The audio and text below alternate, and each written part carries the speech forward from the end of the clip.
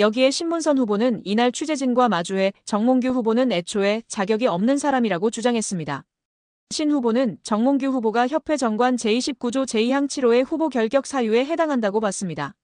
협회 정관에 따르면 사회적 무례의 협회나 대한체육회 및 그 회원단체로부터 징계는 받지 않았지만 임원의 결격 사유에 해당하는 유사 행위 등 그 밖에 적당하지 않은 사유가 있는 사람은 협회의 임원이 될 수 없다고 명시돼 있습니다. 신문선 후보는 정 후보가 문화체육관광부에서 발표한 협회 특정감사에서 중징계 문책 요구를 받았다는 사실을 짚으며 정 후보는 대한축구협회장 선거 후보자 자격이 없음을 스스로 인정하고 더 이상 회장 선거가 파행되지 않도록 결단 내려달라 요구한다.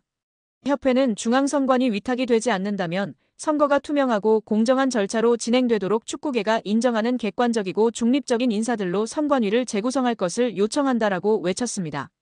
한편 취재진 사이에선 김태규 대한배드민턴협회장도 사회적 무리로 인해 후보 결격자 판정을 받았다. 정몽규 회장에게도 같은 판정이 나와야 한다고 보는지라는 질문이 나왔습니다. 이에 신문선 후보는 국민들을 대상으로 누가 더 사회적 무리를 빚었나라는 여론조사를 해보자.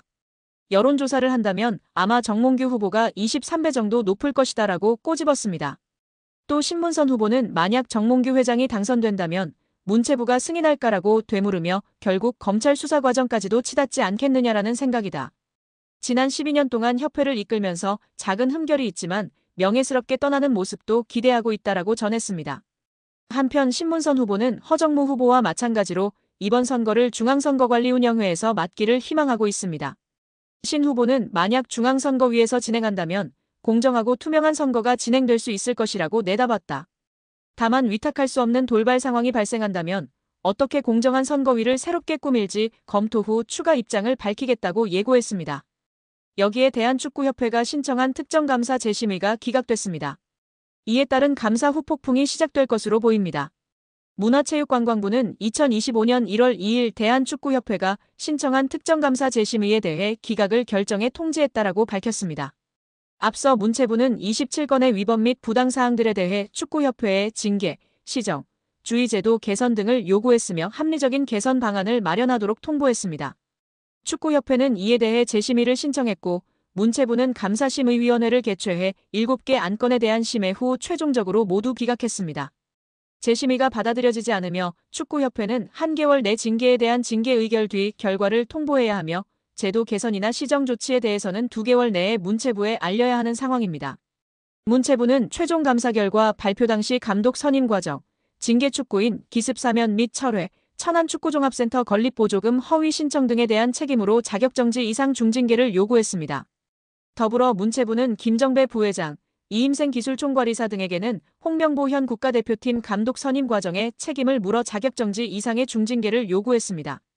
이어 홍명보 감독에 대해서는 전력강화위원회를 통한 재선임을 통보, 계약 유지 혹은 해지 여부 등에 대해서는 협회의 자율에 맡겼습니다. 문체부 관계자는 이번 축구협회의 재심의 신청 기각에 대해 해당 내용을 다시 살펴본 결과 문제가 없다고 판단했다. 중징계 정몽규 회장, 김정배 부회장, 이임생 이사의 자격정지 이상의 징계와 관련해서 축구협회가 한 달 내로 통보해야 한다. 이후 문체부는 이행 여부를 들여다볼 것이다. 이행감사 또한 이뤄진다라고 전했습니다. 축구협회의 감사 후폭풍이 이어질 것이라고 알렸는데요. 문체부 관계자는 축구협회의 대한민국 천안축구종합센터 건립 관련 차입금, 실행과 보조금 집행과 관련해 국고보조금 부정수급이 있었다. 보조금 환수 절차를 밟을 예정이다. 보조금 56억 원 전체가 환수 대상인지 여부 또한 따져 물을 예정이라고 말했습니다. 이어 보조금 환수 절차와 함께 이에 따른 제재 과징금이 내려질 것이다. 과징금은 환수금의 5배이다라며 국가사업에도 배제될 가능성이 있다. 한 해 축구협회에 370억 원의 지원금이 나간다. 횟수가 늘어난다면 축구협회 예산에도 영향이 클 것이라고 덧붙였습니다. 또한 국회 국정감사에서 제기된 HDC 현대산업개발 직원의 부적정한 축구협회 파견 의혹 등에 대한 감사는 여전히 진행 중입니다. 문체부는 해당 감사 또한 곧 공개할 예정이라고 밝혔습니다. 이로 인해 축구계에서는 걱정이 이만저만이 아닌데요.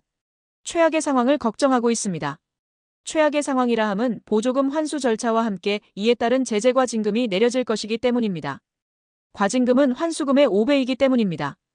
이에 더해 축구협회에 지급되던 370억 원의 연간 지원금도 배제될 가능성이 높아지고 있습니다. 이 같은 조치는 재정적으로 궁핍한 축구협회 입장에서는 자칫 파산, 부도의 위기로 내몰릴 수 있다고 판단됩니다. 천안축구센터의 공사는 당연히 큰 차질이 예상되고 직원들의 급여 지급도 원만하지 않을까 걱정이 됩니다. 정몽규 취임 후 보조금은 11년간 3배 늘었습니다. 정부 보조금은 연간 최소 110억 원 수준이며 스포츠 토토 등 복표 수익 연간 200억 원이 지원되고 있습니다. 주요국 정부 보조금 없거나 의존도 낮으며 피파 랭킹 20위권 국가들은 70% 이상이 협회장은 전문 경영인이 하고 있고 이외 축구인 등이 하고 있습니다. 우리나라처럼 재벌 총수가 회장인 곳은 단 한 곳도 없습니다.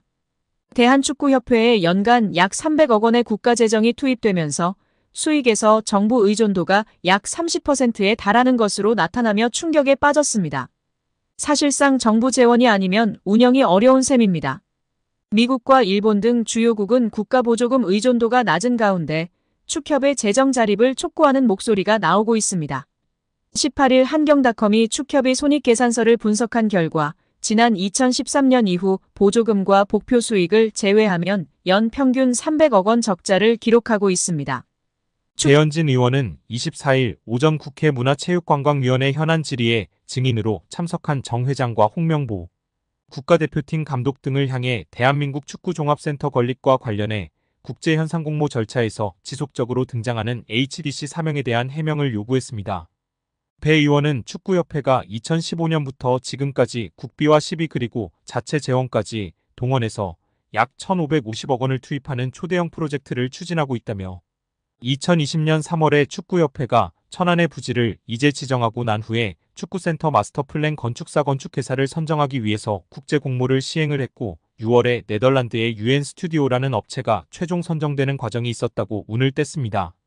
이어 이 과정에서 축구협회가 하는 사업 과정에 현대산업개발 HDC라는 특정 회사의 명칭이 계속 여러 문서에 등장한다는 점이 의아했다며 2020년 3월 13일 축구협회에서 해외 건축사에 발송한 서한을 보면 홍 감독 당시 축구협회 CEO의 명의로 4개의 해외 건축사에 이 공모를 타진하는 문서가 발송됐고 이 국제공모에 최종 선정된 UN 스튜디오가 당시에 이 문서에 대해 답신을 하는데 수신된 곳이 축구협회와 현대산업개발 두 곳이라고 지적했습니다.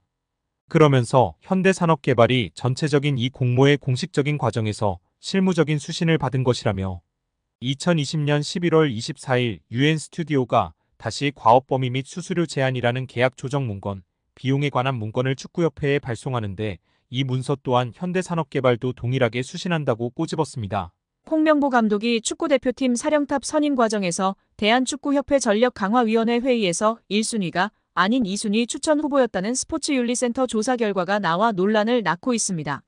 스포츠윤리센터는 지난 7월 대한축구협회의 축구대표팀 감독 선임 관련 비리가 있다는 제보를 받고 조사에 착수했으며 약 4개월 만에 이를 마무리하면서 정몽규 회장과 김정배 부회장, 이임생 전 기술총괄이사에 대해 문화체육관광부 징계를 요청하는 조처를 의결했습니다.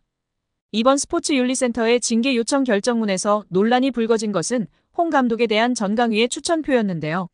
신동욱 국민의힘 의원실을 통해 확인한 결정문에 따르면 스포츠윤리센터는 축구협회 국가대표 전강위 10차 회의에서 홍 감독이 다비드 바그너 감독에 이어 두 번째로 많은 추천을 받았습니다. 이는 축구협회가 지난달 전강위 10차 회의록을 공개하면서 홍명보 감독과 외국인 감독이 가장 많은 7명의 위원으로부터 추천받았다고 밝힌 것과는 배치되는데요. 홍 감독과 함께 최다 추천을 받았다던 외국인 감독은 바그너 감독입니다.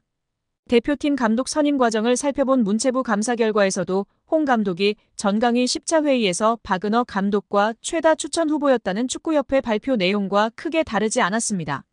그러나 스포츠윤리센터는 당시 한 위원이 추천 대상에 바그너 감독을 언급했으나 축구협회 회의록에는 이를 누락한 것으로 확인됐다고 짚었습니다. 스포츠윤리센터는 결정문에서 해당 위원으로부터 의견을 청취한 결과 회의록에는 추천하지 않았다는 외국인 바그너 감독을 추천한 것이 사실로 확인했다며 이에 따라 바그너 감독이 8명의 위원으로부터 추천을 받아 단독으로 1순위가 된다. 홍 감독은 7명의 추천으로 2순위였다고 했습니다. 스포츠윤리센터는 이번 조사에서 문체부 감사와 마찬가지로 감독 선임 권한이 없는 이전 이사가 최종 후보를 추천했다며 축구협회의 홍 감독 선임 과정에 문제가 있었다고 지적했습니다. 더불어 정 회장이 단체 수장으로서 감독 선임 과정을 제대로 관리 감독하지 못했다고 판단, 직무태만으로 징계를 받아야 한다고 했습니다. 김 부회장은 권한 남용, 이 전 이사는 최종 선임 과정을 불투명하게 진행한 점을 이유로 징계 대상자가 됐습니다.